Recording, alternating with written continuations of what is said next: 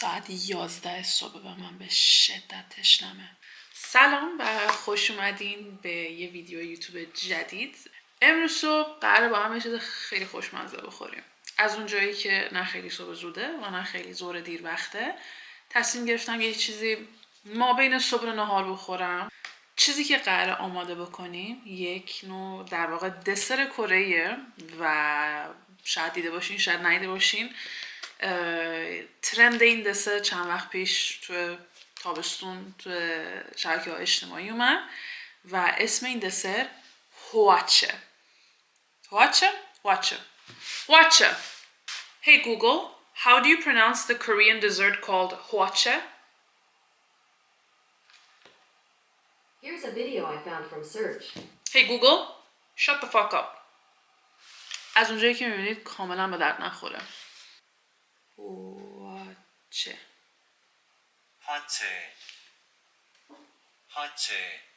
ممکنه تا الان دو تا سوال براتون پیش اومده باشه. یکی اینکه هواچه چیه و دو اینکه چرا یه دسر کره‌ای رو قراره به عنوان صبحونه / نهار بخوریم. هواچه دسریه که توش شیر توت فرنگی داره با یه ترکیبی از میوه‌ای که آدم خودش دوست داره، ترجیحاً میوه‌های مثلا مثل توت فرنگی، توت‌های مختلف، انبه، هندونه، کیوی، اینجور چیزا و آدم توش یخ میندازه که این دسر خنک باشه و در نهایت یه ذره هم توش اسپرایت میریزه. اگه آدم میخواد میتونه شیر نارگیل، پودینگ نارگیل یا پودینگ طعم دیگه ای هم توش قاطی بکنه. میتونم یه چند نمونه بهتون نشون بدم که چه شکلیه. این هواچه است. و علت اینکه چرا میخوام به عنوان صبحونه / نهاری دسر بخورم اینه که چون میتونم، کسی نیست که جلوم بگیره. بریم سراغ درست کردنش. محتوایی که من میخوام تو هواچم امروز استفاده بکنم ایناست. بوم! داریم توت فرنگی، داریم انبه، داریم رزبری یا توت رزبری، حالا رزبری نمیدونم معادل فارسیش چی میشه، داریم بلوبری، هندونه، کیوی و از یه مغازه آسیایی یه نوع پودینگ خریدم که قراره قاطیش بکنیم. پودینگ با طعم تاروه و تارو در واقع یه نوع ریشه است فکر کنم که آدم میتونه به عنوان چیزای مختلفی دیدم که با طعم تارو درست میشه و اگه بخوام طعمش رو براتون تفسیر کنم یه طعم خیلی ملایم شیرین داره تو چیزایی که من خوردم. حداقل تارو خام تا حالا یا ورژن اصلش رو نخوردم ولی چیزایی که خوردم طعم تارو داشته. خیلی طعم دقیقاً طعم رنگشه. اگه قرار بود طعم تارو با رنگ وصف بکنم همینه. یه صورتی ملایم بنفش خیلی ملایم. این شیر توت فرنگیه که قراره توی هواچمون استفاده بکنیم. اینم اسپرایتیه که قراره تهش بریزیم. به شخصه ترکیب میوه رو تو این دسر خیلی دوست دارم ولی تصور این که بخوام توش اسپرایت قاطی کنم یه ذره اینجوریم که نمیدونم چجوری از آب در بیاد. ولی خب تا جایی که ویدیو دیدم هر کی که نخورده و خورده اینجوری بوده که واو عجب ترکیبیه. ولی اصلا نمیتونم تصور کنم ترکیب این همه مزه میوه‌ای رو با نوشابه اسپرایت. اصلا منطقی نیم. و اینم کاسه خوشگلیه که توش قراره هواچه امروزمون رو آماده بکنیم. این کاسه رو دست دوم خریدم. نگاش کنید. داشته باشید. چقدر خوشگله. خانمی عصبانی شد. اگه تا الان با سگ من سلام علیک نکردین این پوتیتو قراره امروز دستیار ما باشه و قراره تو طول آماده شدن هواچه نظرش رو نسبت به میوه‌ای که انتخاب کردیم بهمون بده. مگه نه؟ یخم که توی فریزر داریم پس بریم سراغ درست کردنش.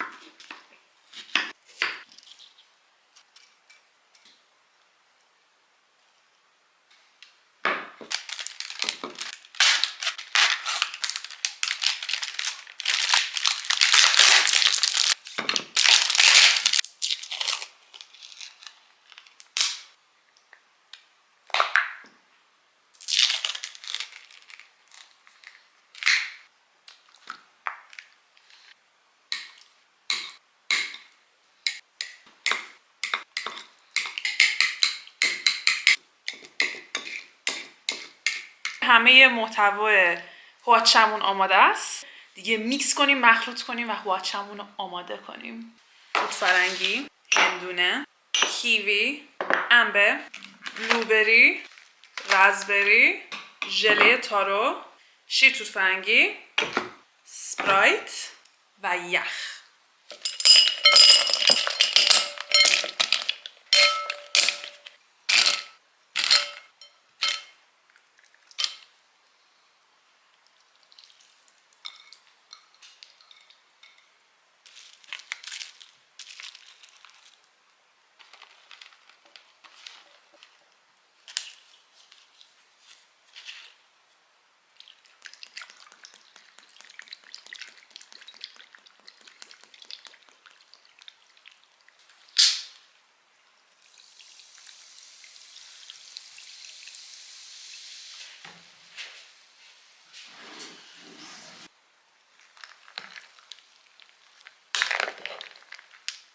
Oh my god چقدر قیافش خوشگله.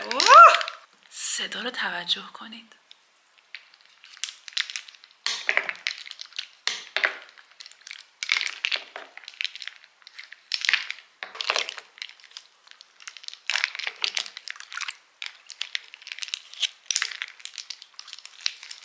خب دوستان اینم کاسه هوچمون.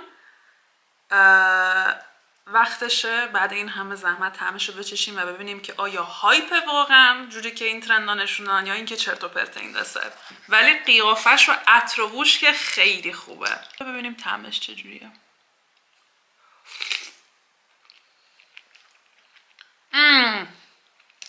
Oh my god.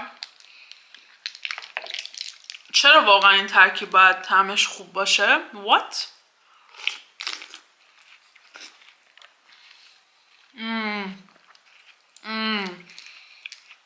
وای عالیه.